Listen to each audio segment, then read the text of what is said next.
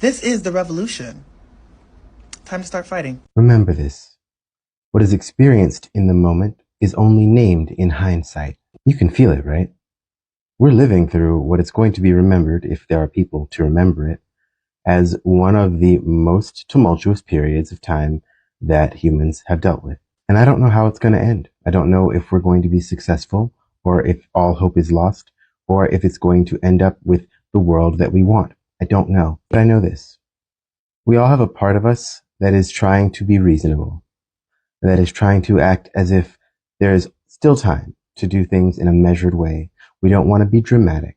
We don't want to appear as if we're overdoing it, as if we're being too strident, as if we're just being too much about what's going on in the world right now. But what about the current situation gives you any indication that being reasonable, that being measured, that being calm is the way to go? I would go as far as to say one of the problems is that we have been too calm for too long, but that's a different conversation. Almost every time I pick up my little magic box to talk to all of you, I wrestle with the idea that I am being too dramatic or bombastic.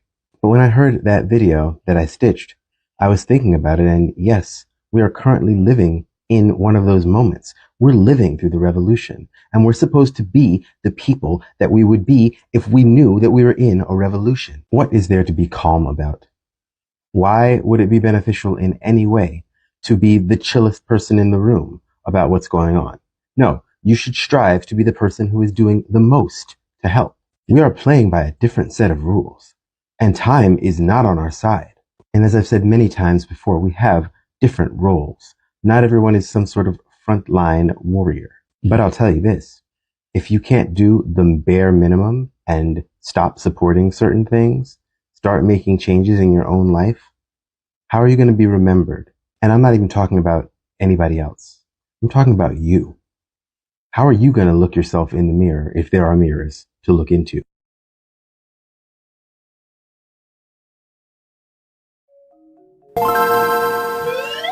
Maybe the concept of friendship is already too colonized by liberalism and capitalism.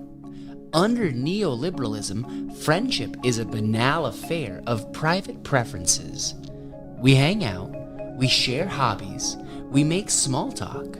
We become friends with those who are already like us, and we keep each other comfortable rather than becoming different and more capable together. The algorithms of Instagram and Facebook and other social media networks are capable of guiding us towards the refinement of our profiles, reducing friendship to the click of a button. This neoliberal friend is just the alternative to the heteronormative coupling. Just friends implies a much weaker and insignificant bond than a lover could ever be. Under neoliberal friendship, we don't have each other's backs, and our lives aren't tangled up together. But these insipid tendencies do not mean that friendships are pointless, only that friendship is a terrain of struggle.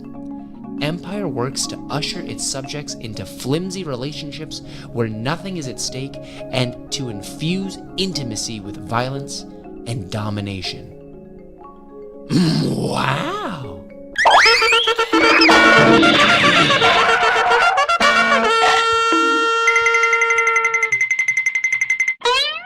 Everything about trans people is settled science. That there's differences between sex and gender, that trans people have always been here, that gender variation is absolutely natural and just a part of the human experience. This all is settled science, but there's a reason that we don't think so. The Magnus Hirschfeld Institute in Germany had the foremost collection of knowledge of real science. Real doctors like real information about everything trans and about gayness and about everything queer, right? All of this was written down and scientifically proven and studied, all of it. And we lost it because people who wanted to make money and to maintain a certain idea about how society is supposed to be ordered and how society is supposed to work decided that rather than letting people know the truth about life and about humans, they were going to burn all the books. And they did successfully.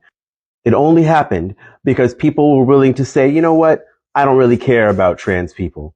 or I have some questions about trans people. Because they were willing to look away, all that knowledge was destroyed. And that was the way that the Third Reich consolidated power. And then they went after everyone else. When I say that looking out for the interests of queer and trans people right now, in this moment, is a matter of existence for the rest of us, that's not hyperbole. We are failing an open book test. This has happened before. And we're going to be back here in this same spot in 50 years, if there's still fucking people then, arguing over trans issues and whether or not it's natural or normal or whatever, or if it's bad for society. We're going to have the same stupid fucking arguments because we are letting it happen again. Them banning books, them saying that certain knowledge is not okay, that certain kinds of people who exist are not allowed to exist. That's exterminationist rhetoric. And if you're letting it rock, you're going to get it next. This has happened before, and we cannot let it happen again.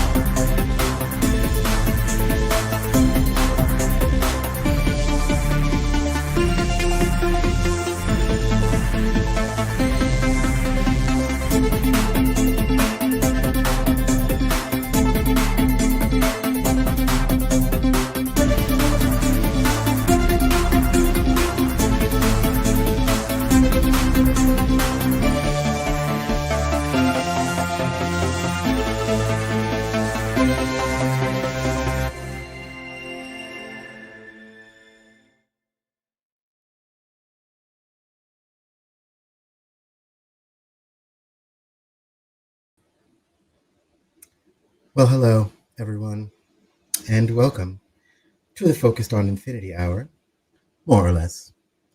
I am really feeling today a lot of things, but the number one thing I'm feeling is kind of a disappointment. And, it's because we are doing the most heinous shit right now, this country. And a lot of people like to say, well, like, oh, no, it's not me. Like, my country's doing it, whatever, but it's not me. Yes, it is you. Okay.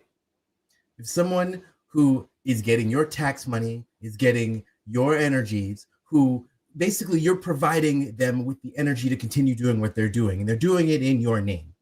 They're doing it in our names, right? what we are doing to Iran.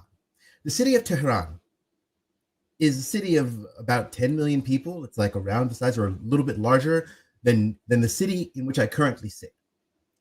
And right now, they're having black rain, and it's oil. There is a mist of oil and other hydrocarbons that has been pulverized and atomized, and they are breathing it in because of bombs that we have been dropping on them, right? There is an extent to which we have become so used to seeing this kind of stuff happen that we're kind of immune to it in a way. That shit should haunt you. It should haunt you. You should not be able to continue your life the exact same way that you were doing it before. You simply should not. And yes, the problem is that the mundanity of it all is that we still got to pay a bill. We still got to make lunch. The laundry still has to get done, right? The dishes still need to be washed. Yes. And that's how they fucking get you, right? We are complicit because of the way that they have entrapped us. It's one of the reasons that they give kids homework. Homework is not really to help learning that much more. Let's be honest, right? Homework is so that kids get used to the idea that they're always on call, just like we are. We are always on call for this empire because that's how this empire wants us. Even those of us who are trying to divest from it, right? I always say, every time I turn on a light switch, I remind myself that I am complicit and I don't have any choice. Yes, there is no ethical consumption under capitalism. Yes, there is a way that we're all going to get got, right? But remembering that and being acutely aware of it and I don't know, ashamed, angered, saddened, something by it. Because it's escalating, right? I said we had entered a state of war. We actually literally went to war. And now it's just expanding. It's just increasing. And the people in charge of this country are not going to be like, we goofed. Let's just back out. It's too late. It's too late. We are at war. And we are the bad guys. That's the reality of the matter. And we got to start fucking acting like it. We have to act like we know what this moment is, what it means, who we are in it. Right? Because, I mean, ignore the false flag bullshit. There's going to be false flag upon false flag. The problems that are going to happen are not going to be from like sleeper cells. Please. You're going to hear a bunch of shit about that every time I want you to push back against it. Because it's just to manufacture consent. It's just to get us more Islamophobic than this country already fucking was. When we're the ones who started all the problems. And guess what? The nightmare hasn't ended in Gaza. It's still happening. The ceasefire, a brilliant ruse. A brilliant, brilliant ruse. You say, oh yes, we stopped, and then you don't stop. But a lot of the people who listen especially to the news and who are willing to go along with whatever the mainstream news tells them, they're like, oh, wasn't there a ceasefire? Because I heard ceasefire and I really wanted to stop caring about it. So when I heard ceasefire, I assumed that we had ceased firing when that never fucking happened.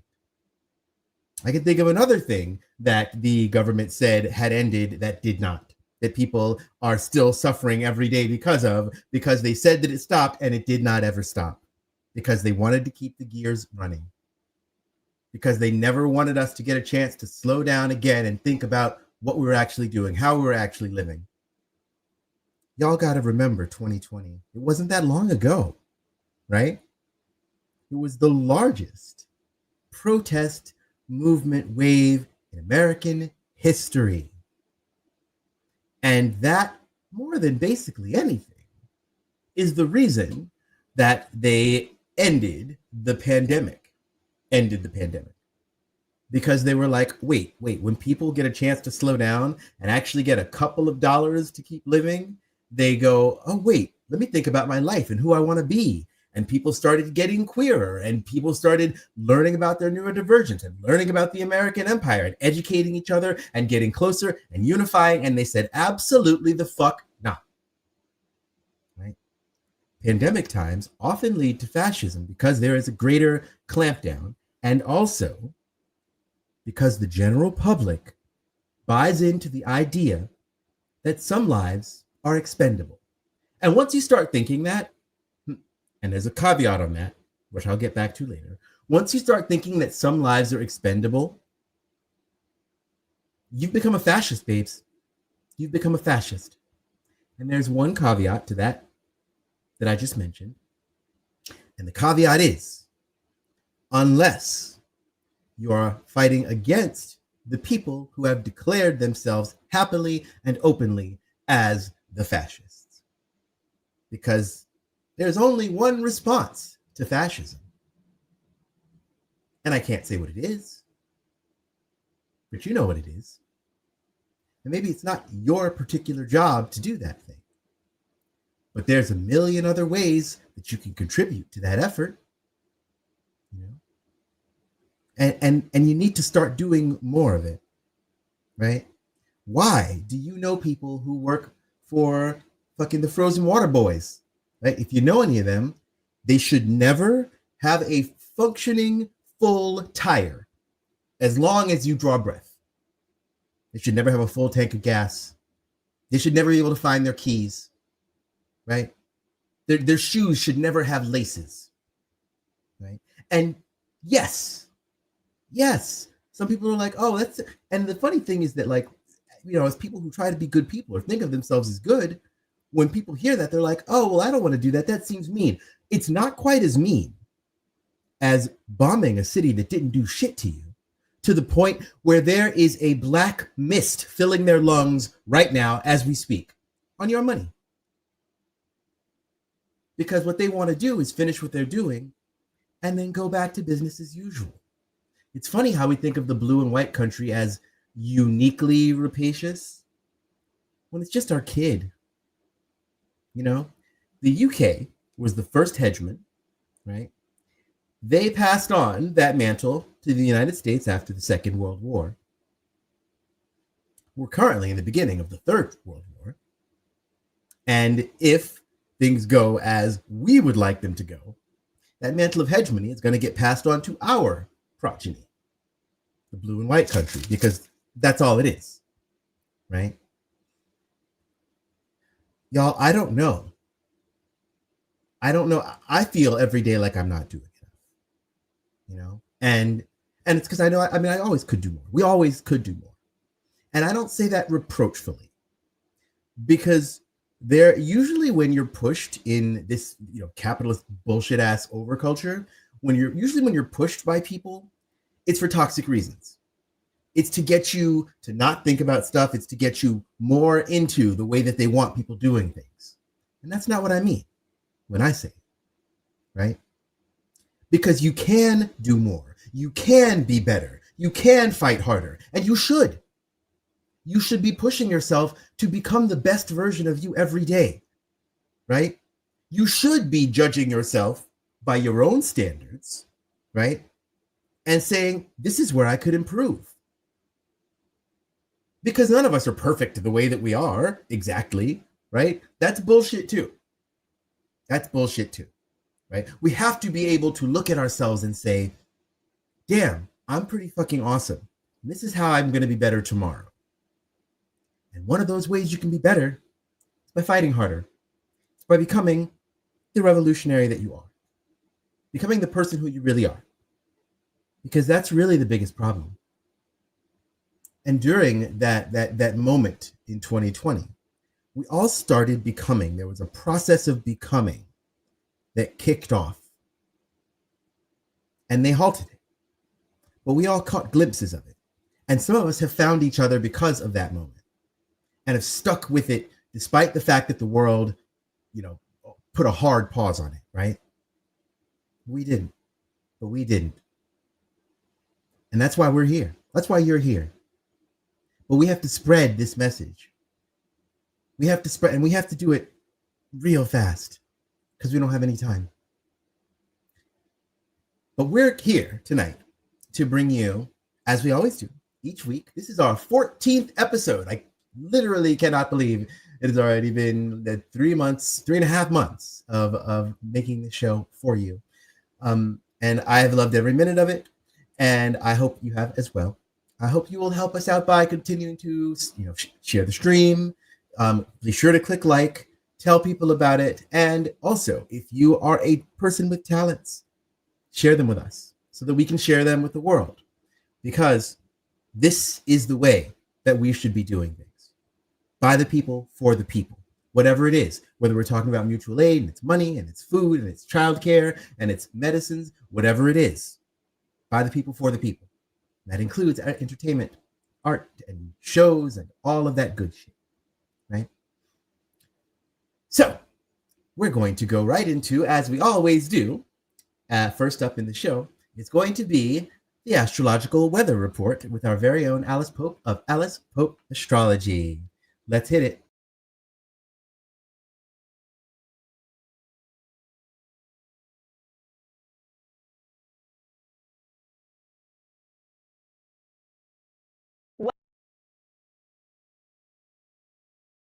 Last week was very busy in the skies, very tumultuous with that lunar eclipse. And while we are still fading out of eclipse season and Mercury is still retrograde, thankfully this week will be more chill in the skies as we're processing all of the many things that have happened recently. We just have a few notable transits to talk about. We'll start off the week with some helpful transformative energy. Then we'll get a big hit of optimism, faith, and resilience. But we'll end the week on hard mode with some mental activation and aggravation. Let's get into it. So today is Monday, March 9th, and earlier today the moon entered the adventurous, abundant, optimistic sign of Sagittarius. Then, late tonight on the West Coast, or early tomorrow morning for the rest of you all, Venus will form a sextile to Pluto from 4 degrees of Aries over to 4 degrees of Aquarius. And I think this transit carries a lot of lovely possibilities. Pluto is the planet of transformation, of death and rebirth, of tapping into our deep power and potential. And right now, it's being motivated by the forward-thinking, authentic, revolutionary values of Aquarius that we know and love. Pluto is in the process of deeply transforming how power works in technology and in society. I mean, have you noticed? In this case, though, it's happening through the relational topics of planet Venus, which is currently moving through the brave, bold sign of Aries, the warrior. So this is a great time to make changes and to honestly look at difficult truths that you may have been too scared to face thus far. Pluto is stimulating Venus through this sextile, empowering us to bring our values, our finances, and resources into greater alignment. We could create some radical shifts here in terms of justice and equality. This could be a great opportunity to alchemize pain into transformative potential and power through creativity and engaging with various art forms. You might make some helpful progress with embodiment and somatic healing or any kind of therapeutic work or processing that benefits your emotional regulation, which is related to Venus. Or you might be bravely facing challenges that are festering in your relationships, becoming more radically honest with yourself and others thanks to Pluto, inviting more trust, vulnerability, and intimacy into your connections. So that is Monday night / Tuesday morning. Moving on to Tuesday, March 10th, tomorrow. In the evening, Jupiter will station direct at 15 degrees of Cancer, ending its 4-month-long retrograde. So even though Mercury is still retrograde for the next week and a half or so until the 20th, all the other major planets will now be moving forward in the sky, which might help us to feel like we're recovering some of our energy and making more outward progress again. Now, you may have heard me say before that the retrogrades of slower planets like Jupiter are not a huge deal to pay attention to, but what is worth taking note of is where and when these planets station, meaning that they stop and change directions. So if you have a copy of your own personal birth chart, which is easy to find online if you don't, if you have any planets there near 15 degrees of Cancer, or even near 15 degrees of Capricorn, Aries, Libra, Scorpio, Pisces, Taurus, or Virgo, This event will impact you more personally, and that impact will depend on what those planet signs and houses look like in your own birth chart. But for all of us, this Jupiter station on Tuesday evening means that we get a bigger hit of that expansive, abundant, generous, optimistic, resilient energy of Jupiter. You might just be feeling a little more confident, lucky, or loved by the universe. And this station also highlights the energy of Cancer, sending out a pulse of that healing, caring, nurturing, domestic, calm, quiet, creative, imaginative energy of the sign of the Crab. Especially because Jupiter here is sitting in a flowing water trine to that retrograde Mercury in Pisces, this station can help give us a final push toward our deep, emotional, internal, spiritual reflections with Mercury retrograde. So if possible, tomorrow evening is a great time to spend at home and or with those you consider to be your true family. I do have to say, though, that this transit may also add fuel to the fire of nationalism, patriotism, xenophobia, doubling down on borders, and even further inflating the ego of the self-styled leaders of our worlds, which are some shadow sides of Jupiter in Cancer. So this might be a good reminder to tend to the basic needs and safety of yourself and your chosen family in preparation for whatever fuckery is sure to continue coming toward us in the future. Next, we have Wednesday, March 11th, and there's not much to report here other than the moon entering mature, solitary, hardworking Capricorn late that evening. The skies are very quiet on Thursday the 12th and even on Friday the 13th. Ooh. Then on Saturday, March 14th, the moon moves along to innovative, humanitarian, rebellious Aquarius. And folks, as you may have noticed, the moon moves quite quickly, changing signs every 2 or 3 days. It's the fastest moving body in our sky. So although I'm informing you briefly about these movements, they're generally not a big deal to pay attention to, apart from the new and full moons that we talk about every month. But the moon's movements do contribute to our shifting moods from day to day, modulated by how they interact with our own personal birth charts, and they do just generally impact the overall energy of how we move through the week. Anyway, that brings us to the final exact transit of this week. Early on Sunday, March 15th, Mercury will retrograde, backtrack to form a conjunction with Mars at 10 degrees of Pisces. Folks, we're ending this week with the most challenging transit that I've mentioned here so far. Mercury represents your mind, your perceptions, your thoughts, and communication. And it's currently in this dreamy, intuitive, spiritual, creative, emotional, reflective state due to retrograding through Pisces, right? But when it meets up with fiery Mars, we can feel triggered and clouded by mental overstimulation, aggravation, irritation, frustration, anger, stress, and anxiety. Whew. We may be more prone to wasting our energy by getting into pointless quibbles, arguments, and other conflicts. I'm looking at you arguing in the comments section of some random fucking post somewhere. Or we could harness this energy for good. We could get more deeply in touch with our righteous rage. We could learn how to more effectively and passionately express ourselves. We could actually learn from our disagreements rather than just shouting past each other. We could use our voices to speak up for what's right and to fight for what we believe in. We could be braver in terms of how we perceive, think, and communicate, all conditioned by that interconnected empathy of Pisces. But we have to slow down and use our discernment to figure out what's worth spending our limited spoons on, right? Do any of y'all have an excess of spoons right now? I didn't really think so. So Sunday is a day to watch how we move and speak and think. And it reminds me a little bit of the potentials from that Venus-Pluto sextile earlier in the week, but this time in a more challenging form, testing what we've learned so far from our eclipse season tribulations and our Mercury retrograde reflections. So let's lean into the brave, resilient, empowering, revolutionary astrology of this week. And that's it for your astrological weather report. I'm Alice Pope. Logan, back to you.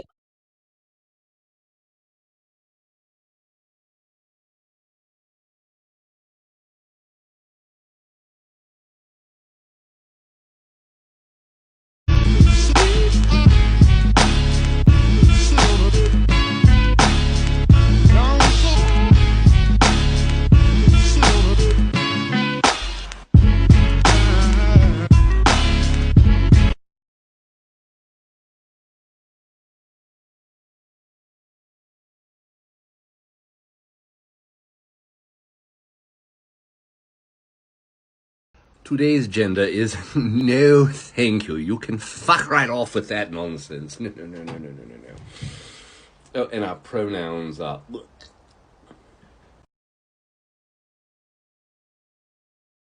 Just watch this.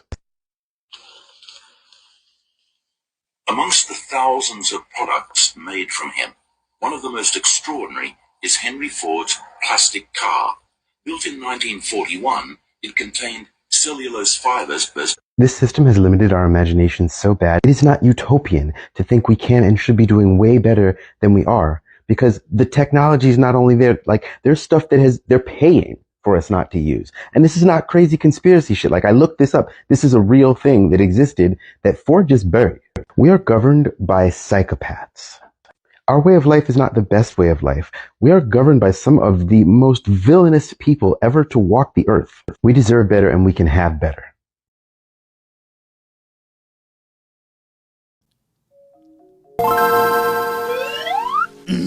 The promise of happiness through consumption can make us chase after experiences or objects that deplete us, even though they are pleasurable, closing off our capacity to be affected otherwise. In a different way, social media trains its subjects into perpetual performances of an online identity, and the anxious management of our profiles closes us off from other forms of connection. Rigid radicalism induces a hyper-vigilant search for mistakes and flaws, stifling the capacity for experimentation. None of these modes of subjection dictate how exactly subjects will behave. Instead, they generate tendencies or attractor points which pull subjects into predictable, stultifying orbits. Resisting or transforming these systems is never straightforward because it means resisting and transforming one's own habits and desires. It means surprising both the structure and oneself with something unexpected, new, and enabling. Wow!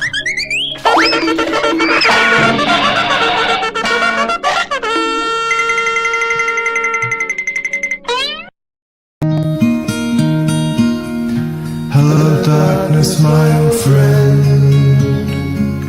I've come to talk with you again, because your vision softly creeping left its seeds while I was sleeping, and the vision that was planted in my brain still remains within the sound of silence.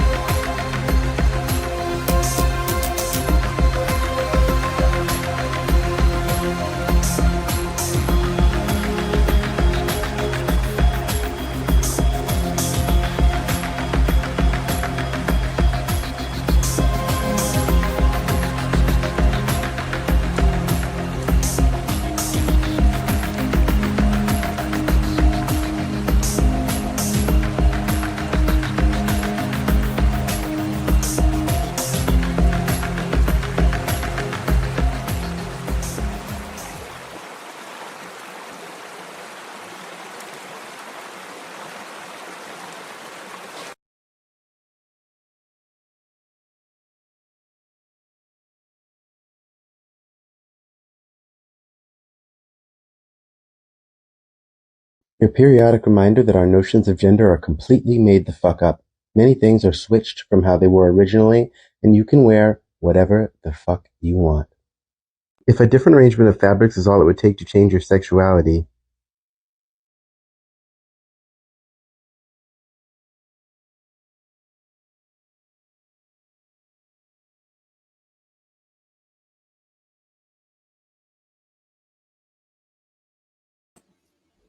All right. Thank you for being here with us. I hope you have enjoyed the show so far. That was a little sound of silence, which has, listen, if you're an Arrested Development fan like me, you have some very silly associations with it, but also it's a really pretty song. And I thought I would do a little harmonizing with myself and also the one person who did the guitar and the like main backing line. Anyway, spent a lot of time singing, got to record more of that, but I only got this one mouth and these two hands, and you know how that goes. But with your help, I'll continue to do more of it, and I can share more of it with you, and all of that good stuff. But anyway, here we are at Lara Listens, our weekly delve into some of my favorite vinyls from my collection, and a little bit of info on the albums that we're talking about, and the artists, and whatever else surrounds them. We're going to start right off with, which one did I pick up? It is Reading, Writing, and Arithmetic by the Sundays. Now, the Sundays, they're a little known band. They only had 3 albums, but they are, I love Harriet Wheeler's voice just so much. It's just so beautiful and touching, and it's kind of a dreamy, like a kind of a dream pop guitar vibe to the whole thing. I told a friend of mine that I really love the Sundays, and they were like shocked because, you know, like my tastes can go a little rough sometimes. Keep your mind out of the gutter, okay? But musically speaking, we're talking about for the moment. And they said to me, the Sundays is like, it's like sex music for Northeastern white girls, and I couldn't even be mad because that's the context under which I first heard them, but that is neither here nor there. Songs you may know from this one, Here's Where the Story Ends, is the one that is most popular from this one. Really, really just lovely. Skin and Bones, Hideous Towns. I Kicked a Boy is another one that you may have known, may have heard. This was their first album that, like I said, they only had 3 albums, but all of them are great. They're just fantastic albums. I did read that, you know, Harriet Wheeler and the guitarist of the band are a couple, and they were like also both really perfectionistic, which is one of the reasons they weren't more prolific as artists, but they were like, we're happy with what we have created, and it's more important to us as artists to like what we're putting out than to just keep cranking for the sake of it. And you know what? I really respect that. And they, you know, the musical discography they left behind, the music they left behind is beautiful, and it's touching, and it's dreamy, and it can be sensuous under the right circumstances, and I really love them. And also no big scandals, you know, none of them came out as fucking closet Nazis or anything, you know what I mean? Just we love a non-problematic queen, okay? Harriet Wheeler and the people of the Sundays. Get into it. Great album. We're gonna go next. We're going to keep it going. It is, you know, International Women's Day was yesterday, and this is like Women's Month. So I decided, not that, look, you know, we don't need those rules here, but why not? Why not? It's always important to call it out. Next, boom, an entirely different flavor, but listen, the people of Team Dresch. Now, let me tell you something about Team Dresch. Maybe you've never heard of them. They only had 2 albums, but they are, I'm sure, one of your favorite bands.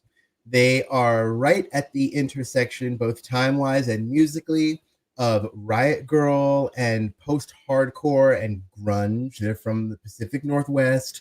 They have some guitar sounds that are actually even a little bit reminiscent of my favorite band of all time, Sunny Day Real Estate. We'll talk about them one day.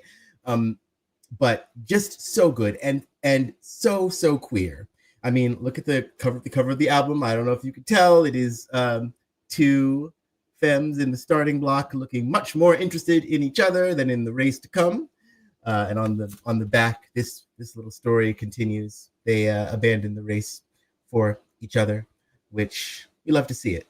And also the original drummer, Marcelo Martinez, is transmasc, and he came out, and the band was really supportive. So they were like, queer as opposed to gay, which is really important, y'all. Really, really, really important. Like if it's just gay in America, especially in the United States, especially, it's sussy. It's sussy because a lot of the gay rights movement became co-opted into just being about like marriage equality, which is essentially assimilation into the burning house that is the overculture and capitalism itself, right?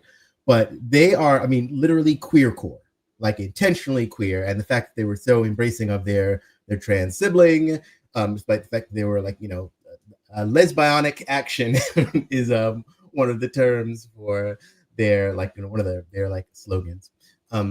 But it has songs in it, like the second song, Hate the Christian Right, is, it's in the title, but it's not even, and a lot of their lyrics are they're more painting with words than they are like using them in a, like a Father John Misty kind of way, where it's like really specific and clever. It's more like, no, we're going to paint using our words and we're going to make you feel it. And you do. It's aggressive, it's forward, but also it's got these sort of looping and wending guitar riffs. So it's like, there's obviously solid riffing, but there's also kind of like it kind of feels like the riffs walk around through the song and kind of guide you through the song, in addition to, and there's two singers, Kaya Kangaroo and Jody Coyote, both of whom have great voices. The last song on this album is called Screwing Your Courage. Really recommend it. It's like, it's both a love song and a fight song at the same time. I don't know how to explain it better than that. But another great song is She's Amazing. She's Amazing is one of my favorite songs to give to a femme as like, someone that I appreciate. It's just really sweet. A really sweet song. There's a Number One Chance Pirate TV where they give a shout out to Sinead O'Connor, and it was giving a shout out to Sinead O'Connor at a time when y'all remember back to how the media did Sinead O'Connor and just like tried to make us think that she had no idea what she was talking about. Like the way that they fuck with our heads about people who are starting to like try and tell us the truth. Like, I remember thinking that this person is like, oh my goodness, like she tore up a picture of the Pope. Like, what a messed up, evil thing to do. No, she was 1,000% right.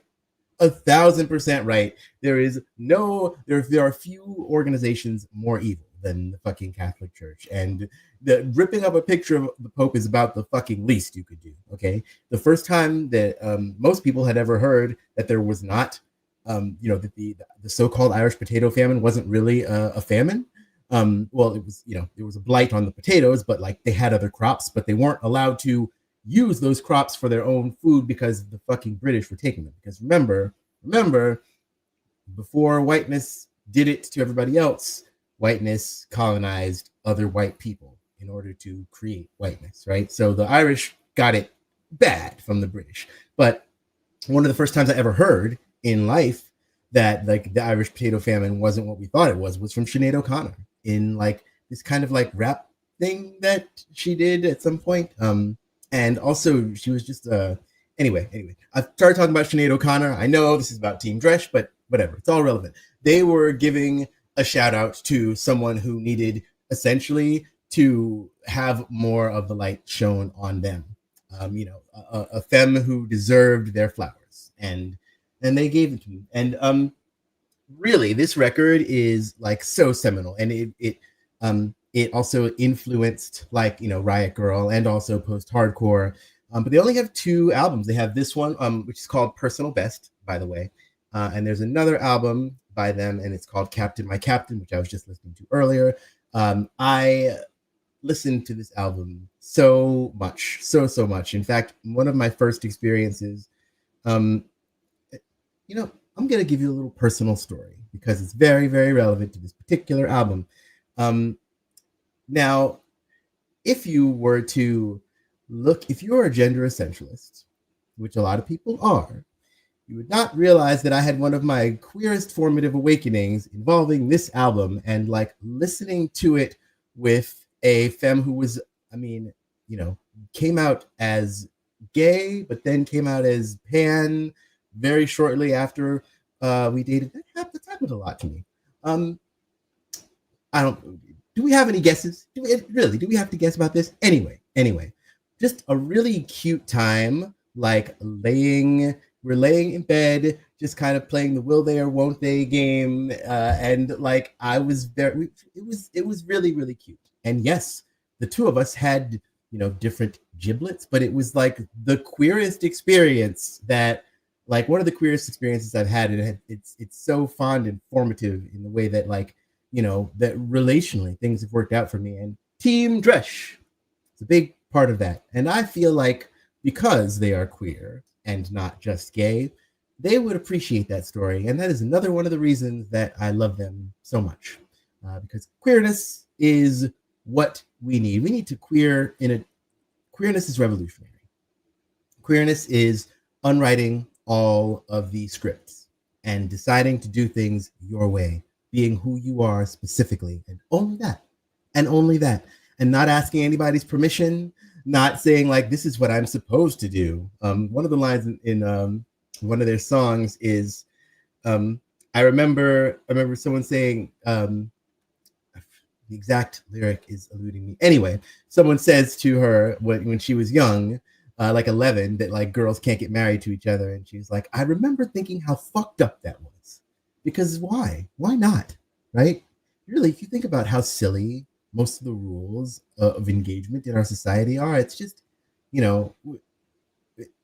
it's just sad, really. It really is sad when you think about how much time we waste thinking about whether or not we fit into the right mold, when the mold we're supposed to fit into is the unique one that is us.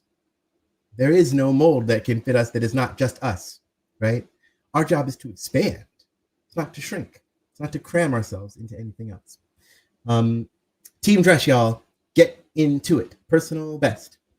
And with that, we're going to go right into our next segment. Hit it, Mistrix.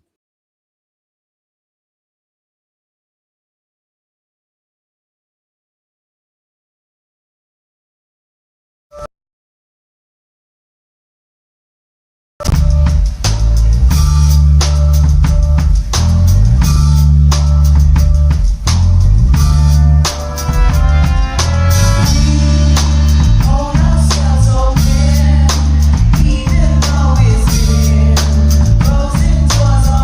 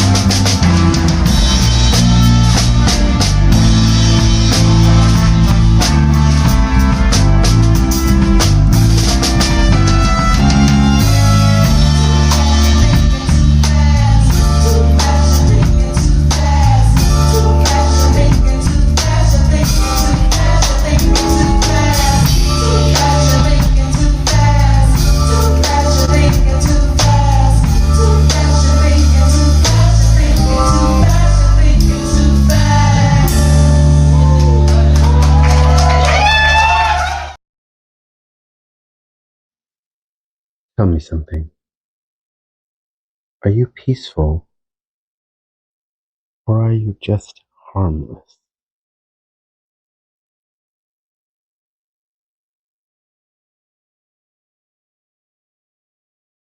Now, what kind of horrendously depraved person would play this game? The answer is me. Oh, Jennifer, what that mouth do? Norman Bates is just some white dude. We'll go with Pumpkinhead. Oh, Annie. I mean, it would get real kinky, but too many options with the T100. Gmork! Not Gmork from the Neverending Story. Too much trauma. Definitely Ghostface. Beetlejuice, not really horror. Not really horror. Very silly.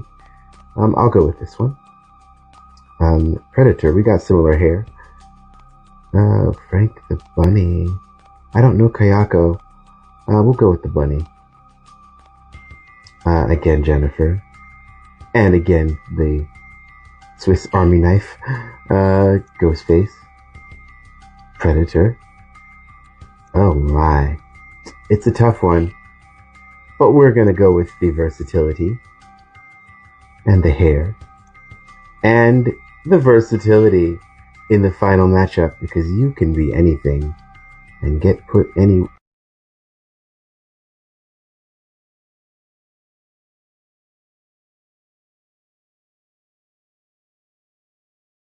Continuing this series on leftist prepping, let's talk about skills.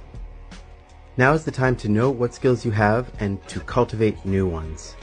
And let's keep in mind that everything that we can think of is a skill. We're talking about cooking, we're talking about first aid, we're talking about mending. All of the practical things that one can know how to do are very useful, and even more so in an emergency situation. Some things less commonly thought of as skills are leadership and organization, both of which are absolutely crucial to being able to keep things under control in a situation where we need to keep our wits about us. There are lots of free resources on first aid and other skills that you could begin cultivating now. Highly recommended is looking into local flora, what is edible, what could potentially be medicinal, etc. And keep in mind that we need to be looking at everyone's skills as valuable. Let's not be ableist or otherwise about looking at what people bring to the table. If there's something you wanted to learn to do, start today.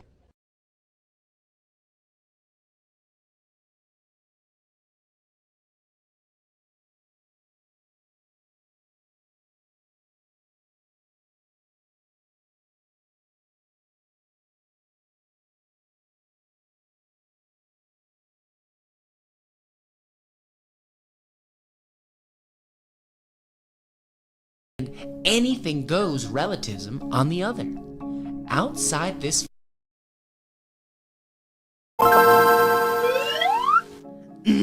here we want to return to the dynamic space beyond fixed norms on the one hand and anything goes relativism on the other. Outside this false dichotomy is the domain of relationships that are alive, responsive, and make people capable of new things together without imposing this or that on everyone else. It is in this space where values like openness, curiosity, trust, and responsibility can really flourish, not as fixed ways of being to be applied everywhere, but as ways of relating that can only be kept alive by cultivating careful, selective, and fierce boundaries. For joy to flourish, it needs sharp edges. Wow!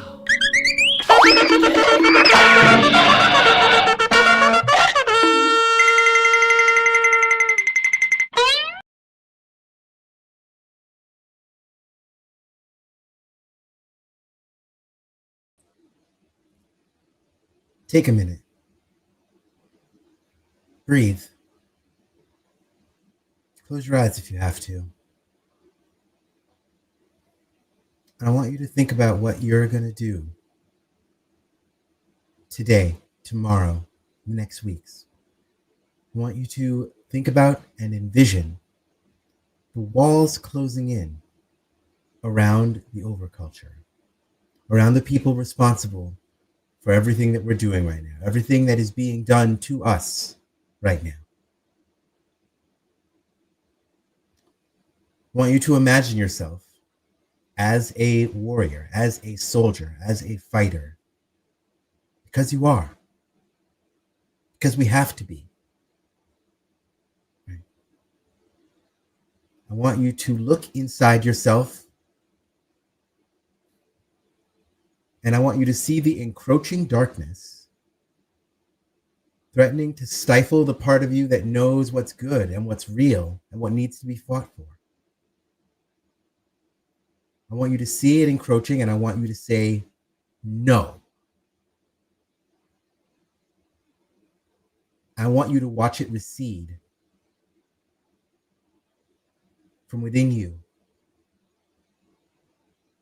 And I want, as it recedes, I want it to recede out of you. And I want you to start seeing yourself emitting a light, whatever color that light is, whatever resonates with you, whatever it is, emitting from you, pushing back that darkness.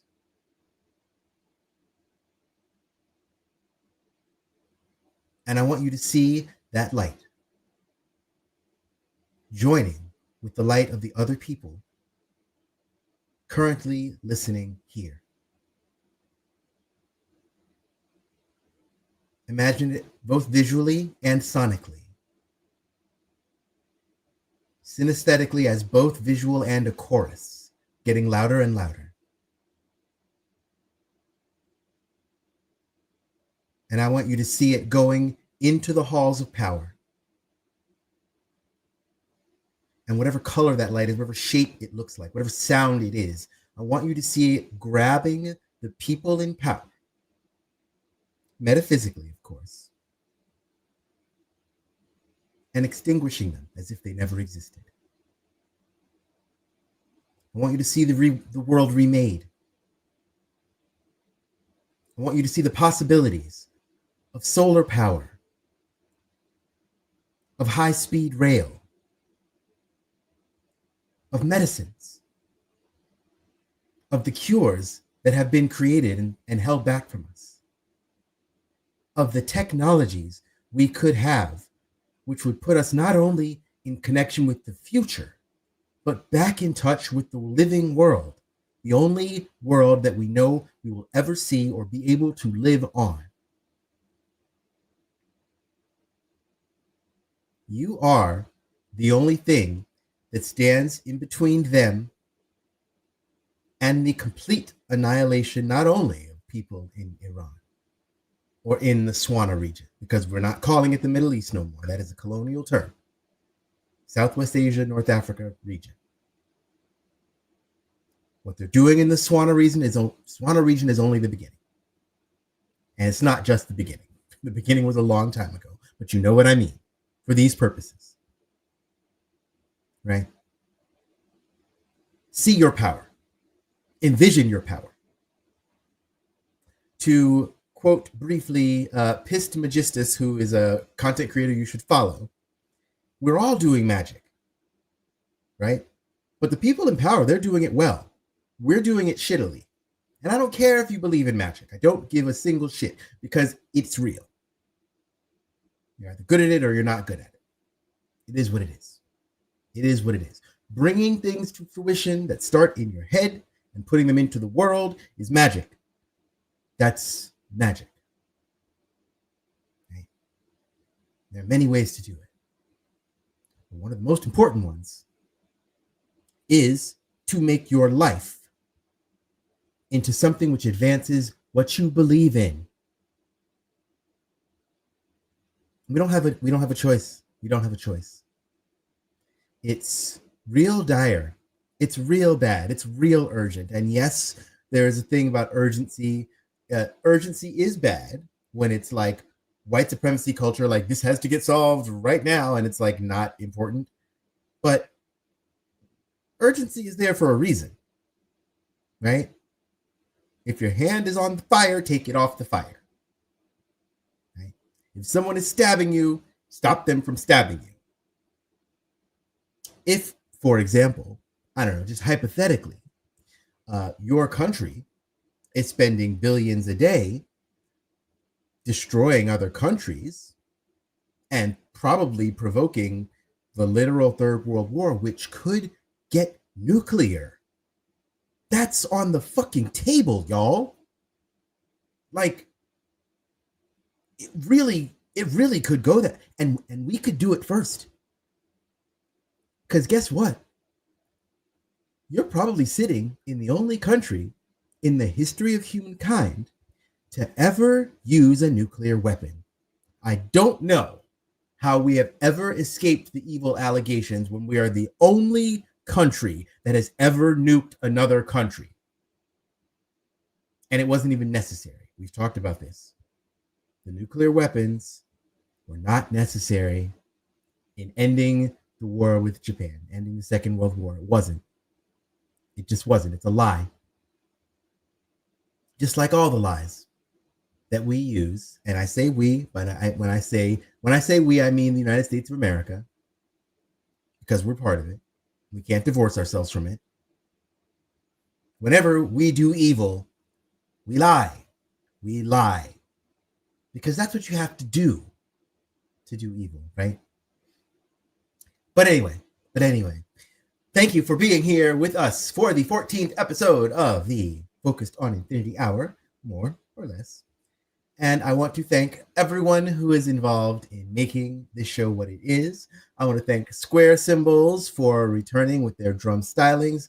It was a short song, but a really, really good one. The vibes are always vibing. It's just, I mean, they have such skills. The whole band. The band is called Morning, a Black Star, by the way. But Square Symbols is the person we like to focus on because they really know what they're doing behind the kit. I want to thank, of course, as always, Worm, our excellent animation and wisdom provider, who brings us their skills every single week and is an integral part of this show that we love dearly. I want to thank Alice of Alice Pope Astrology for telling us what's going on in the weather, astrologically speaking, because you know that astrology is like the weather. It helps to know if it's raining or not. It's not going to change whether or not it's raining, but at least you'll know to bring an umbrella, right? At least you'll know how to mitigate it a little bit more, and that's very important. Book a reading with them, by the way. They got skills. They got sheep. I forget people's pronouns all the time, okay? Like, whatever. It is what it is. And of course, I want to thank my co-collaborator, conspirator, and excellent fucking human. Y'all have no idea how excellent this person is. That is, of course, the amazing Mistrix. But for now, also, I want to ask, actually, that you help your girl out and support, if you can. Just throw a few beans in my bucket, whatever. Go to my Linktree, share my stuff. I have been dealing with some house things with the power company and getting a little bit screwed over, and it's a lot. And I need a little bit of your help to get out of this particular situation, which I'll probably tell y'all in the Discord more about. Maybe I won't. I don't know. If I remember to, I will. If I don't, I don't know. But please, and if you don't have any cash, that's cool. Just share some of my work. You know, that's really the biggest thing, is to help us get this going, because I'm also actively expanding the House of Infinity. I am actively looking for more people to join us. We gotta find our people, right? There was a point in time where we kind of found each other and we're like, okay, this is the group. It's good for now. But no, we need to be stretching out in every direction. Like I said to y'all in the meeting we had a little bit ago, it is your job to bring more people in, right? And it doesn't have to be into the House of Infinity specifically. Just, it is our job to give people an idea of what to do right now, because everything is up to us. Everything's up to us. If we don't stop it, it continues. And for me, I can barely sleep with my complicity as it is, right? It really is terrifying to me. As Baldwin said, I am terrified at the moral apathy. We have got to change. If we want change, we have to change. And we have to help each other do that. You know, we have to show people that there are other options. There are other ways of being. There's other ways of doing. And there's already groups that have been set up which can plug people in. And if nothing else, give them hope. Give them hope, and not the kind of idle hope that's like, well, maybe things will get. No. Our hope carries a sword. Our hope says things are going to be better because we're going to fucking make them better. Because we're not just going to sit here and watch this shit happen. Not on our watch, not on our dime. No. No is sacred. No is holy. And no is generative. Right? Because the first thing you have to say is no to that which must not continue to exist. Reclaim your power. And we're going to reclaim our power together. But we will see you next week. Thank you so much for being here. And we'll see you soon. Much love.